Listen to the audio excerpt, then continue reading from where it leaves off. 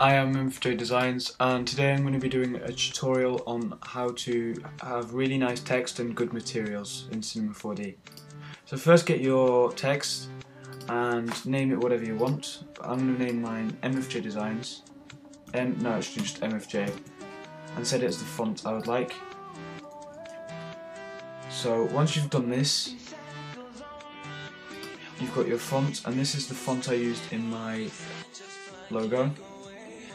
So I always set my depth to 70, and then I always put it in a line of the middle, so it's in the middle. Now grab a camera. To get a camera, just click on the little camera icon, and you'll have a camera here. So instead of going to cameras, use camera and all that, like navigation, I don't know what you do actually, but you actually wasting time by going to camera and then camera. So just click on this little button here, which means you're going to be the camera. So I'm in the camera. So go to coordinations and set everything to 0 apart from the Z axis, even the rotation. So now you'll have this aligned image, and now you can set the Z axis to whatever you would like. Now to making a material, just double click down here in this box and it should make a material. It should say matte and it should have just a default colour. Double click on it, go into colour, make sure you've clicked on colour because otherwise it might not work.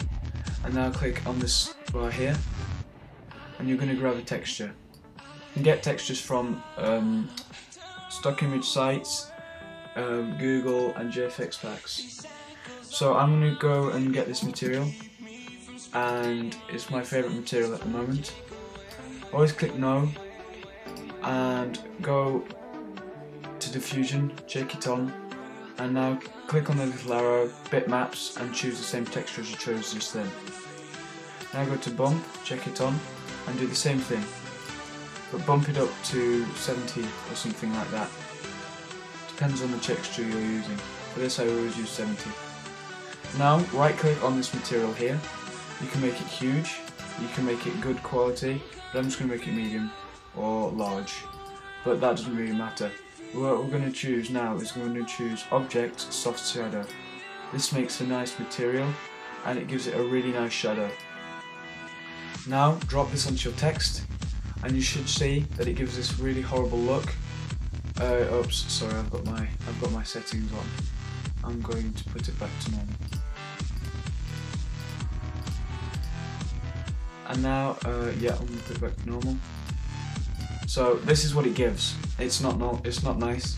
So click on the little icon here, which is the material you just placed on your text. Change the projection to cubic and then click on seamless. Now this should make a nice looking material.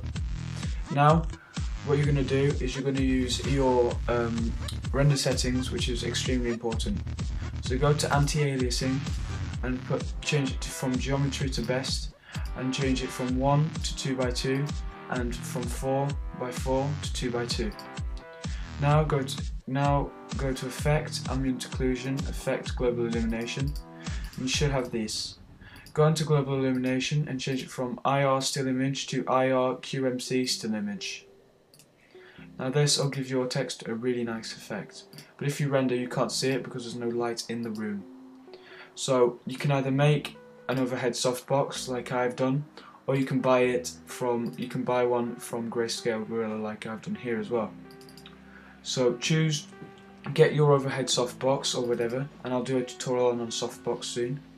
And now just render and it will look better because you've got these little, if you see these little dots, that means it's the light that is getting projected onto your text, and it will make it look very nice.